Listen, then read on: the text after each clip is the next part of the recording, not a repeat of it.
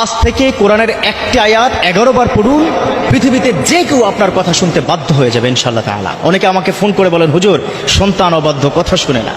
হুজুর স্ত্রী আমাকে আগের মতো ভালোবাসে না, আমার অবাধ্য হয়ে গেছে। অথবা আপনার সন্তানকে আপনি বাধ্য করতে চান, স্ত্রীকে আপনার আন্ডারে আপনি কি নিয়ে আসতে চান, সুন্দর করে আপনাকে শ্রদ্ধা করুক সেটা চান? যদি চান, আজ থেকে আমি পবিত্র কোরআনের একটি আয়াত আপনাকে শিক্ষা দিব, এই আয়াতের উসিলায় সে ব্যক্তি আপনার বাধ্য হয়ে যাবে। তবে হ্যাঁ, ইয়াং যারা আছো, তোমরা তো অনেক সময় আবার কি ভাববা যে গার্লফ্রেন্ডের জন্য হুজুর একটু দোয়া করেন, গার্লফ্রেন্ডের সাথে ঝগড়া হয়েছে।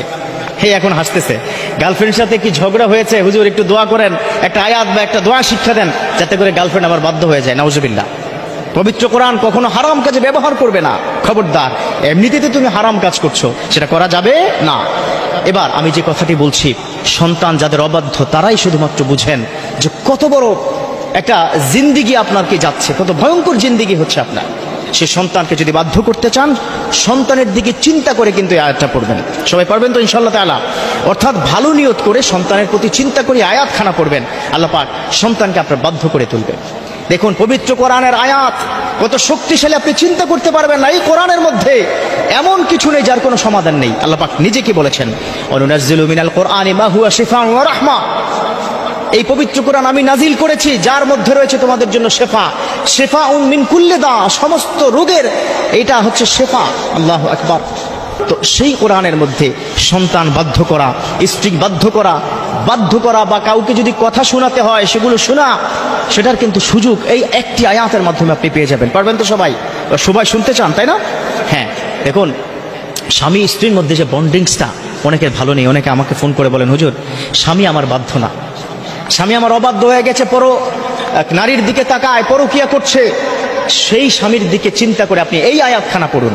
যে স্বামী আপনাকে ভালোবাসে না, কথায় কথায় মাইর দেয়, কথায় কথায় স্ত্রীর গায়ে হাত তোলে, যারা তাদের মতো ধ্বংসযোগ্য কুলাঙ্গার আর হতেই পারে না।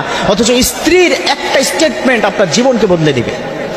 কাল কিয়ামতের ময়দানে আল্লাহ পাক যখন বিচার করবে, বিচারের কাঠগড়ে আপনাকে দাঁড় করাবে, আপনার স্ত্রীকে ডাকবে, ডাক দেওয়ার পর স্ত্রীর কাছে জিজ্ঞাসা করবে, তোমার স্বামী কেমন ছিল? তখন স্ত্রী যদি বলে যে আমার স্বামী খুব ভালো ছিল, তাহলেই কিন্তু আল্লাহ পাক আপনাকে ক্ষমা করে দিবেন। Otherwise not.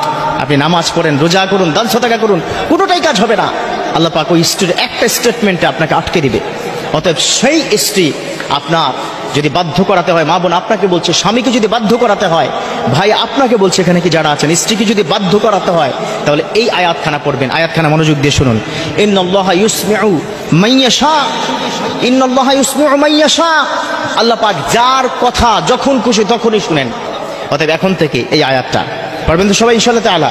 ইন্নাল্লাহা ইউসমিউ মান ইয়াশা। অতএব ইনশাআল্লাহ তাআলা ওই ব্যক্তির কথা আপনি স্মরণ করে কিন্তু আয়াতখানা পড়বেন। আয়াতের আমলটা একটু শিক্ষা দিই। শুরুতে ইস্তেগফার পড়বেন। কি পড়বেন? ইস্তেগফার। তারপরে কি করবেন? দুরূদ শরীফ পড়বেন। দুরূদ শরীফ পড়ার পর এই আয়াতখানা যাকে আপনি বাধ্য করতে চান, সন্তান হোক